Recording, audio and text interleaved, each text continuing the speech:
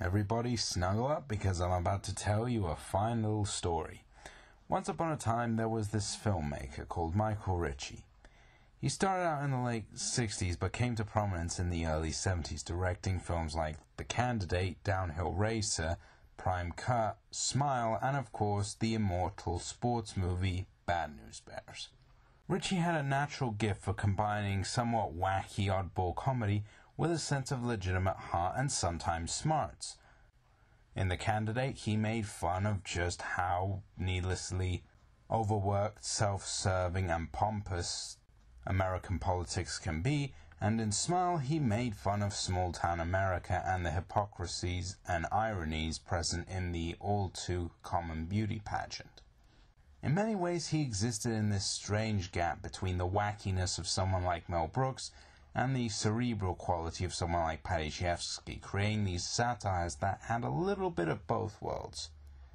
So, what film from this once great director am I going to talk about for you today?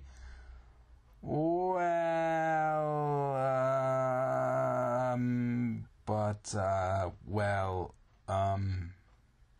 you know what? Let's just get on with this.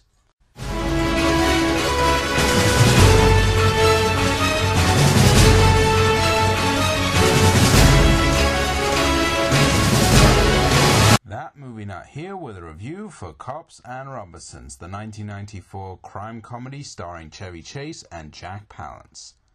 The story centers on Norman Robertson, your everyday working dad, complete with office, job, and family. When not on the job, he loves to watch crime shows and procedurals, having once wanted to become a law enforcer. Well, as luck would have it, a dangerous criminal is camped out next door, and two local detectives must stake out from within the Robertson house. The fanboy and the real deal collide, and, well, sparks fly. The cast here are all perfectly passable, but the main attention is going to, of course, Chase and Palance. Frankly, they sum up my sentiments on the entire cast. Just more of the same.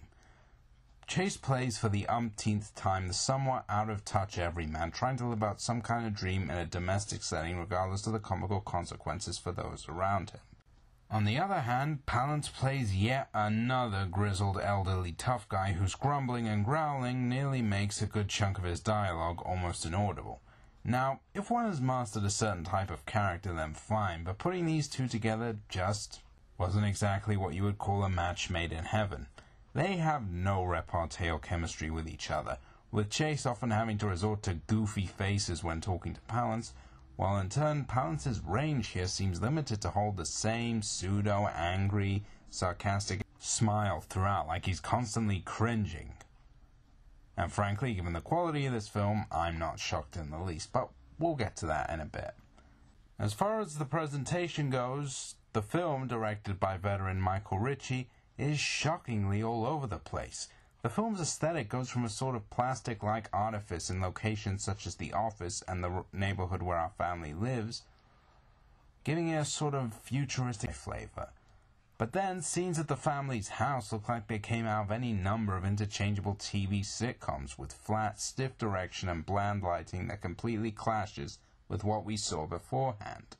While filmmaking is a form that can take many shapes, one of the fundamental basics across the board is the idea of consistency. If you want a certain style, stick with it to allow audiences to get into that world you are creating. Otherwise, it becomes jarring and it comes off as, well, sloppy. And the music is pretty nondescript and tepid.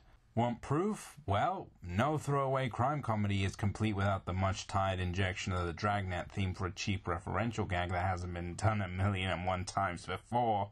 In fact, on that note, now must come the script, and much like the visual approach, it is a colossal mess. This again comes as a shock, given Ritchie's extensive experience in the field of comedy. It's a shambolic mess of disparate ideas. We have a broken family, a grizzled cop opening up to said family, the worker dad with hero dreams, the villainous neighbor.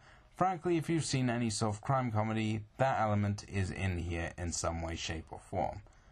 Furthermore, the poorly balanced narrative completely shifts gears almost constantly across the film's runtime, going from buddy cop with dashes of raunch to family-centered sappy comedy. This does anything but help matters in the slightest. As I'm watching, I'm stuck confused as to what the film is trying to do or how it wants me to react. Am I supposed to laugh? Am I supposed to feel for these people? Am I supposed to see this as a family film, a buddy cop film, a spoof of those movies? What? Once more, consistency is the magic word. This is screenwriting. No, writing 101, folks. If you want to write something, know what you want to do with it. Don't mesh a bunch of things together and hope they stick. You can't have cutesy, sugary family antics like the over-imaginative younger son bonding with the tough cop, and yet also have gags that involve sex or the lower regions within moments of each other. Again, who are you aiming your story at? Now, pulling back a moment, the sloppy narrative could be forgiven if at least it could generate some chuckles. But there is a real shortage of laughs or inventive gags, falling on the same old tired slapstick, raunch, and even the aforementioned dragnet theme for its humor.